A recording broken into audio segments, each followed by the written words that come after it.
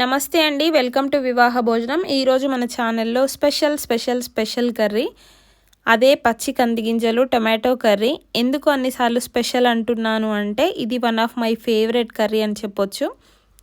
సిటీస్లో పెరిగిన వాళ్ళేమో నాకు తెలియదు, కానీ పల్లెటూరులో పెరిగిన వాళ్ళైతే ఖచ్చితంగా ఒక్కసారైనా ఈ కర్రీ తినుంటారు. చాలా అంటే చాలా బాగుంటుంది. చేసుకోవడం కూడా చాలా ఈజీ ప్రాసెస్. నిజం చెప్పాలంటే టొమాటో కర్రీలో కంది గింజలు వేసి వండుకోవడమే, అంత సింపుల్గా అయిపోతుంది. ఇంతకీ ఈ కర్రీ మీరు ఎప్పుడైనా ట్రై చేశారా? కామెంట్ చేయండి. ఈ కర్రీ కోసం నేను ఇక్కడ ఫ్రోజన్ కంది గింజలు తీసుకున్నాను. ఎందుకు అనంటే మాకు ఇక్కడ ఫ్రోజన్ కంది గింజలే దొరుకుతాయి యూకేలో. యూకే వచ్చి 3 years అయిపోయింది. నేను ఇదే ఫస్ట్ టైం ఈ కర్రీ కుక్ చేయడం. యాక్చువల్గా మా ఆయన నేను చిక్కుడు గింజలు తీసుకురమ్మని చెప్తే తను తెలియక ఇవి తీసుకొచ్చారు. ఇంకేముంది, ఇవి చూసినాక నేను చాలా హ్యాపీ ఫీల్ అయినా. యాక్చువల్గా ఇవి 315 grams. నేను ఆల్రెడీ హాఫ్ వండేసిన ఒకసారికి, ఇప్పుడు సెకండ్ టైం వండుకోవడము. ఓపెన్ చేసి చూపిస్తాను, చూడండి ఎలా ఉంటాయో. టేస్ట్ అయితే సిమిలర్గా మనకి చిక్కుడు గింజల టైప్లో ఉంటాయని చెప్పొచ్చు.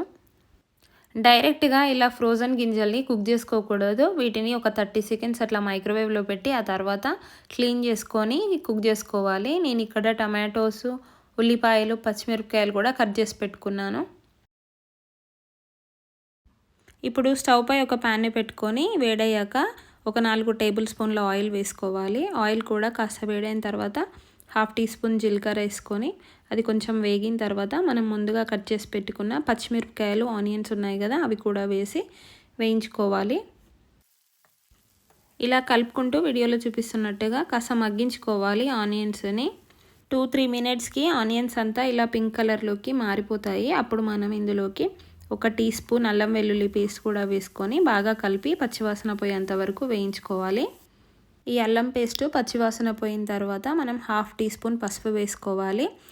పసుపు కూడా వేసుకొని అది కూడా పచ్చివాసన పోయేంత వరకు బాగా కలుపుకోవాలి. నేను అల్లం వెల్లుల్లి పేస్ట్ నూరేటప్పుడే దాంట్లో కొంచెం పసుపు వేసి మిక్సీ పట్టాను. చూసారా, మొత్తం మగ్గిపోయిన తర్వాత ఇప్పుడు ముందుగా కట్ చేసి పెట్టుకున్న 3 లేదా 4 టమాటోల్ని వేసుకొని అవి కూడా బాగా మగ్గేలాగా కలుపుకోవాలి.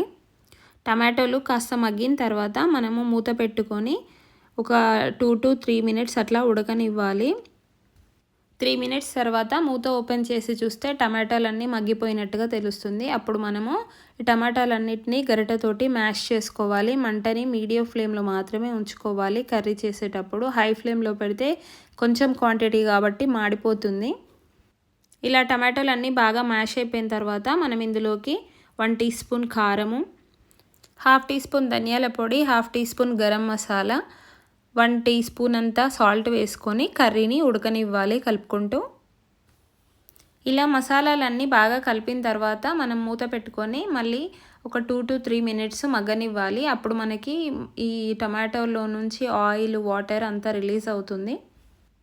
చూసారు కదా, 3 minutes తర్వాత చూస్తే ఇందులో నుంచి మొత్తం వాటర్ అంతా బయటకు వచ్చేసింది. బాగా ఉడికినట్టుగా కూడా తెలుస్తుంది కదా. ఇప్పుడు ఇందులోకి మనము కలుపుకున్న తర్వాత కొంచెం వాటర్ని యాడ్ చేసుకోవాలి. నేనైతే 1/2 cup వాటర్ని పోస్తున్నాను. మీరు క్వాంటిటీని కొంచెం ఇంక్రీజ్ చేసుకోవచ్చు. లేదు సూప్ లాగా వద్దు, మాకు డ్రైగా ఉండాలి అనుకుంటే వాటర్ తక్కువ పోసుకోవచ్చు.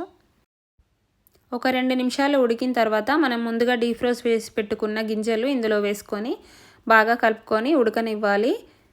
మొత్తం ఒకసారి కలుపుకున్న తర్వాత దీనిపై మూత పెట్టుకొని మనం ఒక 5 నుంచి 6 నిమిషాలు అట్లా ఉడకనిస్తే మనకి కర్రీ అనేది ఆల్మోస్ట్ రెడీ అయిపోతుంది. చూసారు కదా, కర్రీ మొత్తం బాగా ఉడికినట్టుగా తెలుస్తుంది. ఇప్పుడు కొంచెం కొత్తిమీరను కూడా వేసుకొని బాగా కలుపుకొని ఇంకొక 2 నుంచి 3 నిమిషాలు ఉడకనిస్తే సరిపోతుంది. అంతేనండి, సింపుల్గా టేస్టీగా ఉండే కంది గింజలు టొమాటో కర్రీ రెడీ అయిపోయింది. చూసారా ఎంత డెలిషియస్గా కనిపిస్తుందో. నాకైతే ఫేవరెట్ అని చెప్పాను కదా. ఇప్పుడు మనం దీన్ని ఒక బౌల్లోకి సర్వ్ అవుట్ చేసుకుందాము. చిక్కుడుగాయ కర్రీ తినే వాళ్ళకి అయితే ఇది చాలా అంటే చాలా ఇష్టంగా తింటారు. కొంచెం సిమిలర్ టేస్ట్ ఉంటుంది కాబట్టి.